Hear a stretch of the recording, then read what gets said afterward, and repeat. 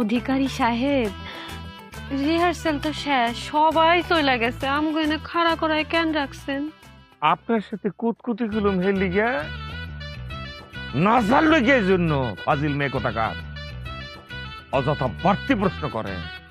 অবশ্যই কোনো কারণ আছে। পরিষ্কার একটা কথা আমি স্যারজনের উদ্দেশ্য বলি, রহিম রূপবান আমার এই মঞ্চ নাটকের মূল এই সাইডটা চরিত্র, এই সাইডটা চরিত্র যদি ফল্ট করে, কোন রকমের একটুখানি দুর্বল হয়ে পড়ে, তাইলে পুরা এই মঞ্চ নাটক ডাব্য মারবে সৈন্য কেন সৈন্য, একদম ধৈর্যা পড়বে। আমি রিহার্সালে ব্যাগদের সামনে তোমাদের বকতে পারি না, কিন্তু আমার দুই চারটা কথা তোমরা মনোযোগ দিয়ে শুনো। আমি তোমাদের কাছে এগুলো আশা করি নাই রে বাবা, আমি কোনোভাবে আশা করতে পারি নাই। আমি খুবই মন খারাপ করছি আজকে। কমলা, রূপবানের এটা কি কাম করলাম?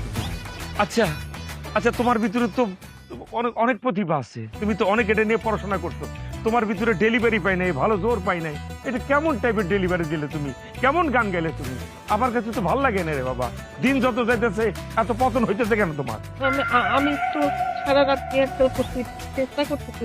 আরে ঘর সংসারের কাজ তো মেলা করতে পারবা, কোনো অসুবিধা নাই, সারা জনমই তো করছো। এখন এই কটা দিন আমার এইটুকু অন্তত সময় দাও, আমার বদনামের ভাগিদার থেকে বাঁচাও। আমি তোমার কাছ থেকে এটা আশা করি নাই।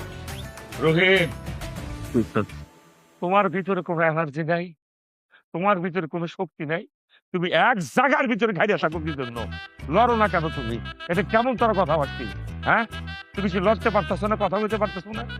তুমি এক সময় দেখাইলে আমার একরকম, এখন করতেছো কি? আমি কি রিহার্সালে সবার সামনে তোমাকে মারতে পারি, ফিরেতে পারি, বকতে পারি, তাহলে তো কাজটা তো খারাপ হইব। ভুলে গেছে স্যার, এরপর থেকে আমি আরো বেশি চেষ্টা করবো স্যার। তাই বা তুমি